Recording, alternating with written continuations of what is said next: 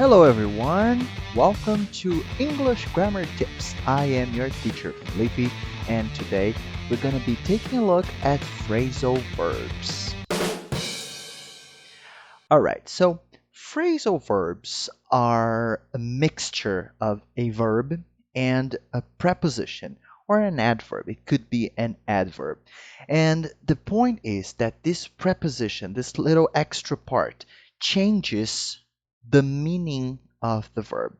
For example, here, I am looking at my cell phone and I am looking for my cell phone. So one of them, looking at, you're just looking, okay? So actually the at does not change the meaning of the verb to look. However, when you're looking for your verb, when you're looking for your cell phone, it actually changes the meaning of look because now you're searching for your phone.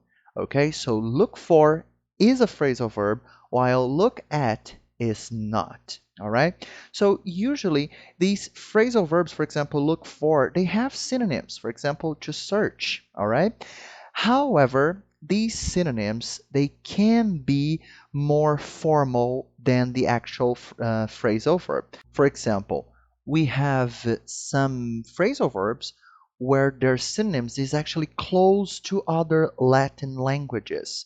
And these synonyms are considered sometimes way too formal. Okay, let's take a look at other examples.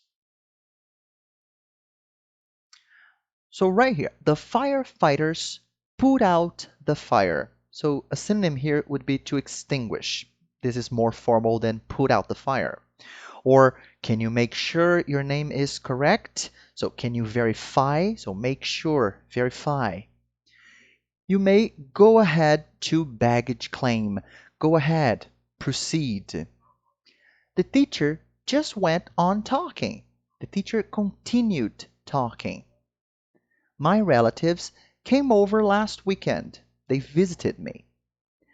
I look up to my grandmother, which means I admire her. And this is important. You can't give up, and a synonym would be to desist.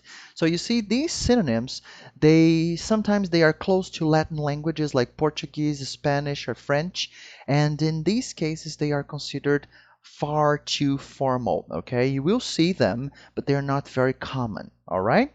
So this is another topic because phrasal verbs, they have two parts, we can say like that, a verb or a preposition and an adverb. And sometimes these phrasal verbs, they can be separable or inseparable. For example, here, the firefighters put out the fire. So put out is a separable phrasal verb.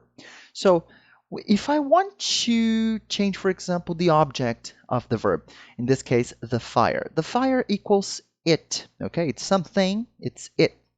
How do I put it in the phrase? I say the firefighters put out it?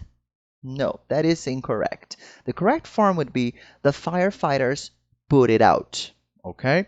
So this is a separable phrasal verb. So that means if you change into a pronoun, okay, an object pronoun, you would put in the middle. All right? So let's go to a little exercise, okay? In this exercise, I put 6 sentences and I want you to change the object of the phrase, okay, the object of the verb, into a pronoun. And when you do so, you need to adapt sometimes, okay? So, and also a bonus. Can you think of a synonym for these phrasal verbs? All right, so please pause this video now, and when the next slide, we'll be correcting those. Okay? So 5, 4, 3, 2, 1. All right. So number 1, due to COVID-19, the school board called them off. They called the classes off. They called them off. Separable phrasal verb. Susan gave it up 3 years ago. She quit smoking 3 years ago. Okay, the synonym of give up is to quit.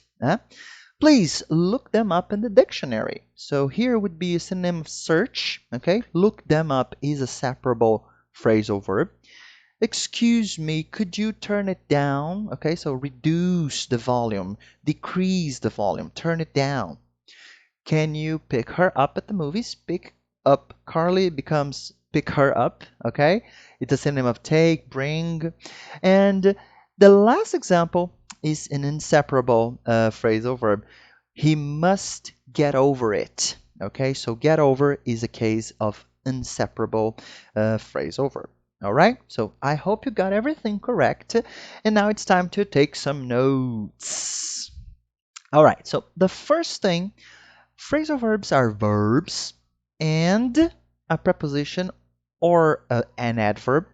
And when they are together, the meaning of the verb is changed.